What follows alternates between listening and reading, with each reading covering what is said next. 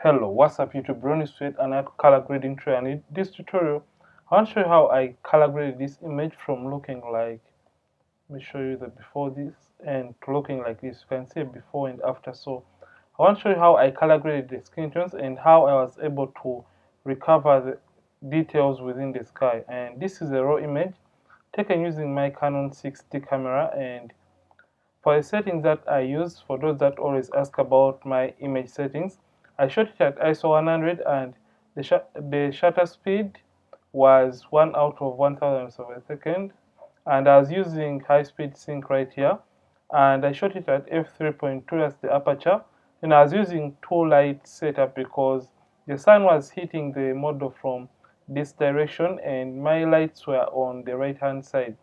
So my Godox AD600BM was in a soft box hitting her from this side, and I wanted more light to be shed down here. Then I had to place one Godox AD600BM to light the lower parts of the model's body. So that's the lighting setup that I use.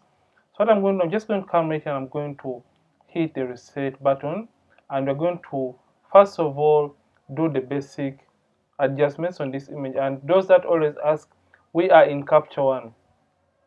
Let me repeat this. We are in Capture One and it is the software we're going to be using to color grade this image. So if at all you want to purchase Capture One, just type into Google and you can download and get and pay for a license if at all you need to use Capture One. And if at all you already have Capture One, you can simply have your interface looking like mine right here by simply coming to Window Workspace, and you come all the way to Migration, and you have everything on the right hand side the way I do right here. So like I said, we're just going to be using the basic adjustments and correcting the lighting issues, then later on color grade this very image. So I'm just going to come to the high dynamic range because I first of all want to recover the information within the highlights. So I'm just going to take this down, and I'm also going to do the same for my whites to recover most of the information. And you can see this has already gotten me back majority of the information within the sky area. So I'm just going to come and take my black slightly down, and also come and add a slight bit of contrast within the image to around 6. Then after doing that, most of the contrast I add in is going to be under levels. So I'm just going to come to the levels, and if at all you're missing any of the adjustments in your Capture, simply right click right here and come to add tool, and you can add whichever tool you're missing within your Capture One. So I'm just going to come to the levels and just add in my blacks just like that, and that is going to add contrast within this image and make it have that nice and rich contrast. So at around 5 we are good to go. So now the image is really nice and contrasty, and we are done, or we are almost done adding the basic adjustments. I'm just going to open up the shadows. So depending on what you do when it comes to the basic adjustments, I have no say with your kind of editing style when it comes to the basic adjustments. So I'm just doing this the way I prefer and the way I would have done it within the basic adjustments. So I'm done doing the basic adjustments, and let's say a quick before and after. This is the before and after, before, after. So after doing this, the next thing is going to be color grading. So when I'm color grading images in Capture One, I come right here and I simply create a new field adjustment layer. So what this does, it color grades the entire image from the information that all the pixels are going to be color graded within the image. So I'm just going to double click and I'm going to name this to color grade right here. I don't know what's wrong with my spellings today. So color grade, and I'm going to hit enter. So with this layer, that is where the color grading is going to be done. And if at all you tend to go overboard with the color grading, you can come and simply turn down the opacity. So that is the advantage of creating your color grading on a separate layer. So I'm just going to come all the way down right here to where it says color editor, and in the color editor tool, the very first thing I tend to handle first is skin tones, because that is the most important thing to me. So I'm going to come to skin tone, and when you select it, you can get your eyedropper tool or the color picker tool, and you zoom into your image. So the very first thing I tend to do is matching or having an uneven skin tone. So I'm just going to come right here and I'm going to get a sample or a reference for the skin I want. So I'm just going to get this area. It looks fine to me.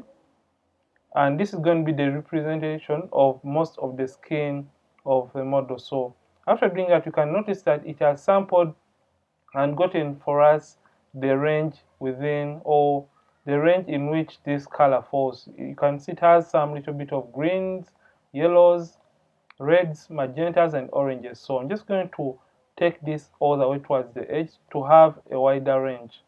So you can see the model is putting on an outfit that is a little bit magenta-ish. So I'm just going to click right here and I'm going to take this from my magentas just like that. And when you come down here and you click on view selected color range, you can see that we have deselected the outfit of the model, but this is a little bit too much. So I'm going to come to my range right here and I'm going to take it down to have a more precise selection for my skin tone or for the model's skin, just like that. And that is good. So I'm just going to come and deselect this view selected color range. Then I'm going to come to the uniformity slider right here and I'm going to, let me just zoom in slightly. I'm just going to take the hues up, and as you can see, when I'm taking this up, it tends to unify the skin color of the model. I hope you are seeing what it has done. This is the before. Just look at the face and this area right here. And when I take the uniformity slider, it tends to make the skin look a little bit uniform. And I could add a little bit of the saturation to make her skin look a little bit richer. And this is it for unifying the skin tones. But I feel like the skin has gotten more on the green side. So I'm just going to come right here and add a little bit of saturation and come to the hues. So when you take this up, you'll be adding greens to the skin tone, and taking it down, you'll be adding magentas within the skin tone. So I just want to add magentas in order to reduce on the amount of greens within this very image. So that looks great. And now we are done evening out the skin color of this very model. And what I'm going to do, I'm going to simply come and I show you a quick before and after for this specific image. So I'm just going to zoom in by using Ctrl Command Plus, and you can see the before and the after so far. You can see how nice and even the skin tone has gotten. So I'm just going to zoom out, Command minus. So next thing I want to handle is her outfit and the blues within the image. So just want the blues to pop because this was done at the beach and we are somewhere, and you can see the lake is just behind here and the sky here. So I want the image to pop a little bit more. So if I want the image to pop, I'm just going to come to the basic adjustments, and first of all I'm just going to handle the blues right here. So make sure I select the blues, and in order to have the blues pop, I'm going to take the saturation all the way up just like that, and you can see the blue color is now popping. So I'm just going to come to the lightness and make it richer by turning down the lightness just like that, and you can see both the model and the surrounding is popping. So I want to add a little bit of aquas within the blues. So I'm just going to come to the hues and I'm going to take this down slightly, and you can see it is adding that nice and rich color. So I'm just going to take the lightness a little bit lower, and you can see the image now looks really great. So just want to handle the outfit of the model.